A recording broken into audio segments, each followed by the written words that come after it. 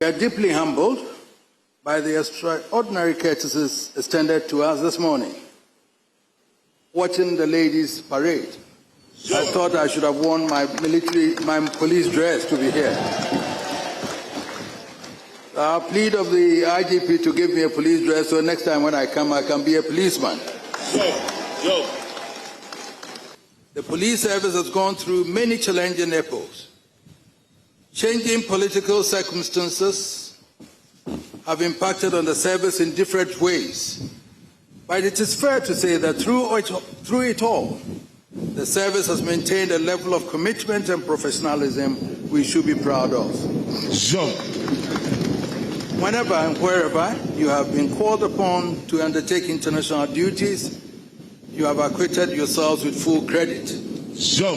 The greatest pride of Ghanaians today is that our nation is recognized in the world as an oasis of peace in an environment of turbulence.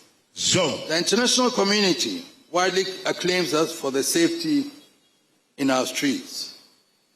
If we take pride in our climate of peace and accept the plaudits of the world for the safety in our streets, we cannot fail to acknowledge the crucial role of the frontline protectors of our peace and security.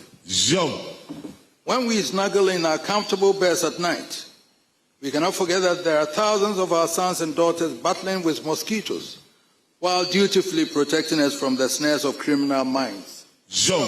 And while we trudge along our motorways, whether in our shining limousines or the humble trotro or aboboya and praja, we cannot forget that there are again thousands of our sons and daughters keeping guard in the most inhospitable spots just to make sure we arrive safely at our destinations. The truth is not in us if we fail to acknowledge that we owe a huge debt of gratitude to the blue uniform for the safety we cherish.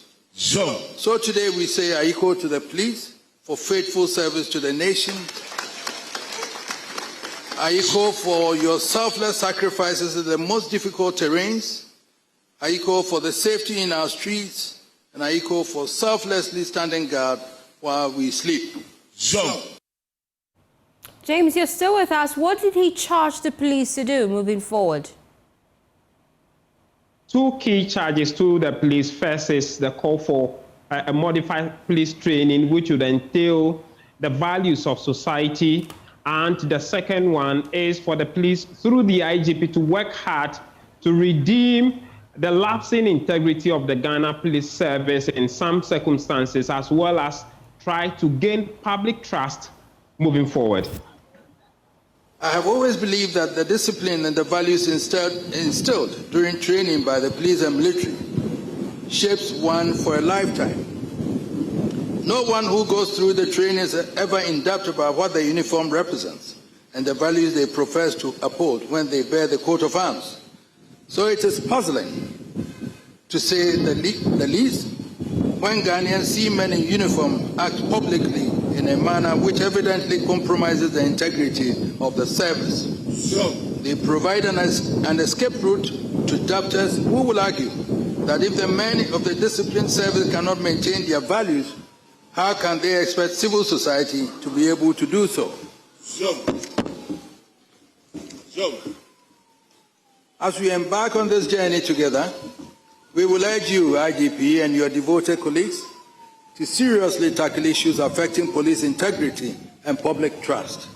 It may well be necessary to reinforce or upskill the values you include in your men, so they are left in no doubt. Whatever they do which compromises the integrity of the police also dishonor the uniform and the coat of arms they bear. I also hope that you work towards making the service politically neutral. There will always be one government responsible for the state of Ghana, and as the police service of the state, you are sworn to be unalloyed in your loyalty to the government.